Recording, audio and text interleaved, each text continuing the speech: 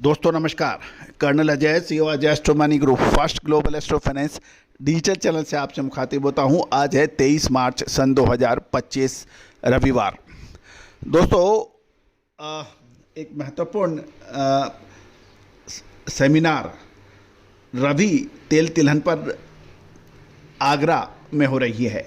45वीं रवि तेल तिलहन सेमिनार ताज नगरी आगरा के अंदर आयोजित की जा रही है और ये आयोजन central organisation for oil industry एवं ट्रेड के तत्वाधान में mustard oil producer association MOPA के सहयोग से यूपी ऑयल मिलर्स एसोसिएशन द्वारा शिल्पग्राम रोड स्थित hotel Taj Nagari convention centre में आयोजन हो रहा है। इसका उद्घाटन लोकसभा अध्यक्ष श्री ओम बिरला द्वारा किया जाएगा। गौरतलब है कि इस सेमिनार का विधिवत उद्घाटन सुबह 9:30 बजे होने की उम्मीद है और उद्घाटन सत्र के मुख्य अतिथि लोकसभा अध्यक्ष श्री ओम बिरला तथा विशिष्ट अतिथि केंद्रीय मंत्री प्रोफेसर एसपी सिंह बाघेल होंगे। लोकसभा अध्यक्ष श्री ओम बिरला इस सेमिनार का उद्घाटन करेंगे तथा देश विदेश के करीब 1200 रिप्रेजेंटेटिव द्वारा भाग लिए जाने की संभावना है। दोस्तों ये था एक अपडेट, लेकिन अब जानिए कि सरसों की पैदावार कितनी हो सकती है, क्लोजिंग स्टॉक कितना है और अभी मौजूदा समय में कितनी सप्लाई हो रही है। साथ साथ जो सबसे महत्वपूर्ण है वो है कि आगे सरसों में या सरसों तेल में तेज़ी होने की संभावना है या फिर मंदी की। जानिए पूरी रिपोर्ट विस्तार से। दोस्तों जानिए रिपोर्ट विस्तार से। सबसे पहले तो एक महत्वपूर्ण 45वां रवि तेल तिलहन सेमिनार आगरा के अंदर आयोजित हो रहा है। Central organisation for oil industry and trade के तत्वाधान में mustard oil producer association of India के सहयोग से यूपी ऑयल मिलर्स एसोसिएशन द्वारा आज रविवार को शिल्पग्राम रोड स्थित ताज नगरी कन्वेंशन सेंटर में आयोजन हो रहा है। इसका उद्घाटन लोकसभा अध्यक्ष श्री ओम बिरला द्वारा किया जाएगा और यूपी ऑयल मिलर एसोसिएशन के अध्यक्ष ने बताया कि इस सेमिनार का विधिवत उद्घाटन 9:30 बजे किया जाएगा और उद्घाटन सत्र के मुख्य अतिथि लोकसभा अध्यक्ष श्री ओम बिरला होंगे। विशिष्ट अतिथि केंद्रीय मंत्री एसपी सिंह जी बघेल होंगे और लोकसभा अध्यक्ष श्री ओम बिरला इस सेमिनार का उद्घाटन करेंगे। लगभग 1200 प्रतिनिधियां के भाग लेने की उम्मीद बताई जा रही है। दोस्तों अब महत्वपूर्ण ये है कि समय से पूर्व यानी गर्मी के वजह से सरसों का उत्पादन प्रभावित हो सकता है। दोस्तों आपको याद होगा हमने आपको फरवरी के सेकेंड वीक के बाद तेज गर्मी का अग्रिम अनुमान दिया था जो कि सत्य साबित हुआ और इसका असर रबी की फसलों पर पड़ता है। दोस्तों क्लाइमेट और तापमान का सटीक अनुमान फसलों के उत्पादन पर बहुत महत्व रखता है और यही वजह है कि यदि आप हमारे फरवरी महीने के प्रथम सप्ताह और दूसरे सप्ताह के अपडेट्स मानसून पर देखें या टेम्परेचर पर देखें तो हमने आपको अग्रिम कहा था जो कि सत्य निकला है। गौरतलब है कि इस साल सरसों की बिजाई के अधिक के आंकड़े हैं, लेकिन इस बार मौसम ने सरसों का साथ शायद नहीं दिया है और तापमान अधिक होने के कारण प्रति हेक्टर प्रोडक्टिविटी यानी उत्पादकता की कमी के रिपोर्टें आ रही हैं। इसमें यूपी, राजस्थान, एमपी की सर्वे रिपोर्ट आ रही है। इस साथ साथ ये भी ध्यान देने वाला बात यह है कि इस साल सरसों की बिजाई का रकबा एमपी, यूपी और राजस्थान में गत वर्ष की तुलना में लगभग देखा जाए तो 1.5 लाख हेक्टेयर बढ़ा है।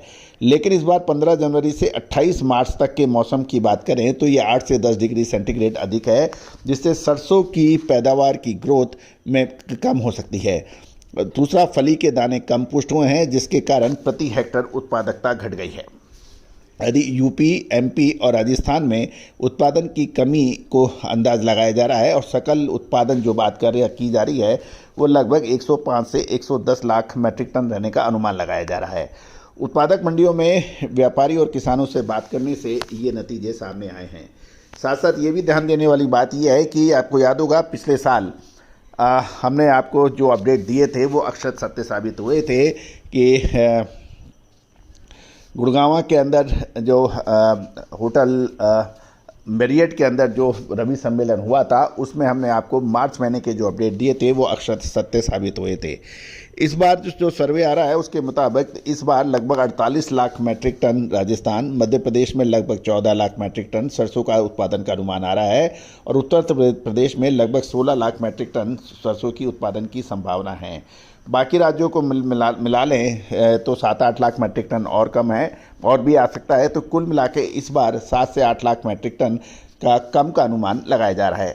यदि हम क्लोजिंग पिछले साल का कैरी फॉरवर्ड स्टॉक देखें तो लगभग 14 लाख बोरी के करीब होने की उम्मीद हो रही है। माफ़ कीजिएगा, इस समय लगभग 14 से 14.5 लाख टन 14 से 14.5 लाख बोरी माफ़ कीजिएगा सरसों की आवक देश में देखी जा रही है और पुरानी सरसों का स्टॉक देश में लगभग 11 लाख मैट्रिक टन के करीब बचने का अनुमान है। इस तरह से नई पुरानी सरसों का बात करें यानी पिछले साल का स्टॉक और मौजूदा उत्पादन को देखें तो लगभग 118 से 122 लाख मैट्रिक टन के आसपास बैठने की उम्मीद है। इस स्थिति में राजस्थान की मंडियों में जो लूज माल जो है वो लगभग 5350 से 5650 के आसपास प्रति क्विंटल ऑयल कंटेंट के हिसाब से बिक रही है। और दूसरी ओर सरसों 42 कंटेंट की बात करें तो सरसों 6075 रुपये प्रति क्विंटल और इसका जो तेल है वो 1280 रुपये प्रति 10 किलो के भाव हैं, जो 128 रुपये प्रति किलो के आसपास बनती है। इसमें जीएसटी अलग होता है। तो अतः कुल मिलाकर कोई विशेष घटने की संभावना नज़र नहीं आ रही है और अप्रैल महीने के शुरुआती दो एक सप्ताह संभवतः सरसों के अंदर सरसों तेल में तेजी की संभावना बन सकती है। दोस्तों, तेजी आने के बाद तेजी और मंदी आने के बाद मंदी कहने से कभी कोई फायदा होता नहीं है। खाद्य तेलों में आपको याद होगा, चाहे वो सरसों हो, सोयाबीन हो, सूरजमुखी हो, पाम तेल हो, मूंगफली तेल हो या फिर कैस्टर, इन सभी पे जो हमने आपको अपडेट दिए, साथ साथ कोकोनट ऑयल यानी तिलहन पर और ईडेबल ऑयल के ऊपर कंप्लीट रेंज हम आपको देने का प्रयास करते हैं। और दोस्तों, कहा जाता है कि विश्लेषण और अनुसंधान ये हंसी मजाक की खेल नहीं है। इसमें अपार जनशक्ति और लगातार वित्तीय संसाधनों की आवश्यकता होती है और लगातार लंबे समय तक किसी भी अनुसंधान को जारी रखने के लिए इन दोनों की आवश्यकता अतिरिक्त निश्चित रूप से होती है।